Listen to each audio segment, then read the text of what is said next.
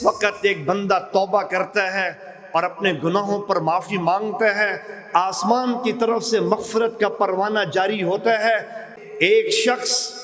اپنی سفر میں جا رہا ہو اور اونٹ پر اس کا سامان لدا ہوا ہو، اور وہ جنگل میں ایک لمبے سفر پر جا رہا ہو، اور اس سفر میں اس اونٹ پر اس کا راستے کا زاد راہ بھی ہو، اس اونٹ پر اس کی زندگی کی ضروریات کا سامان بھی ہو جس پر اس کی زندگی کا اور جنگل میں گزرتے ہوئے ایام کا گزارا چلنا ہو، اس کا پانی بھی وہاں پر موجود، اس کا کھانا بھی وہاں پر موجود، اس کا دنیا کی زہری زندگی کے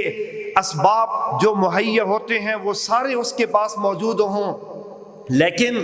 جس وقت وہ جنگل کے درمیان میں پہنچے اور جنگل کے درمیان میں پہنچتے ہی اس کی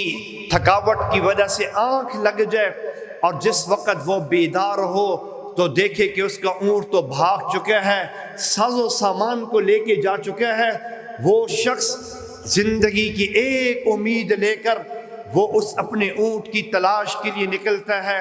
جنگل میں جتنی طاقت ہوتی ہے اپنی طاقت کی بقدر وہ اونٹ تلاش کرتا ہے۔ وہ اونٹ نہیں تلاش کر رہا، وہ اپنی زندگی کو تلاش کر رہا ہے۔ وہ اونٹ نہیں تلاش کر رہا، وہ زندگی کی امید میں بھاگا بھاگا پھر رہا ہے، اور کبھی ایک جگہ پہ جاتا ہے، شاید اس کو زندگی کی ایک کرن نظر آ جائے، اس کا اونٹ نظر آ جائے، وہ چاروں طرف سے پھرتا ہے لیکن اس کو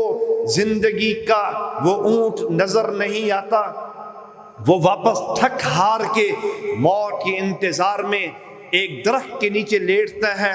اس کے لیٹتے ہی موت اس کی آنکھوں کے سامنے رقص کر رہی ہے، پانی پینے کو نہیں، کھانا کھانے کو کچھ نہیں، سواری کا بندوبست نہیں، زندگی کی ساری ان امیدوں سے مایوس ہو کر وہ درخت کے نیچے لیٹا ہوا ہے۔ اس کی آنکھ لگ جاتی ہے تھکاوٹ کی وجہ سے۔ رسول پاک صلی اللہ علیہ وسلم نے فرمایا جب اس کی آنکھ کھلتی ہے اور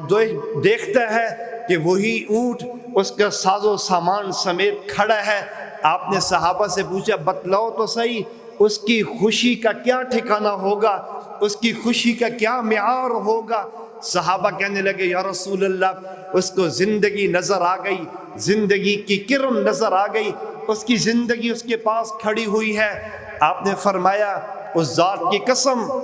جس کے قبضے میں اللہ نے مجھے، جس کے قبضے میں میری جان ہے، فرمایا کہ جس وقت ایک بندہ توبہ کرتا ہے اور اپنے گناہوں پر معافی مانگتا ہے، آسمان کی طرف سے مغفرت کا پروانہ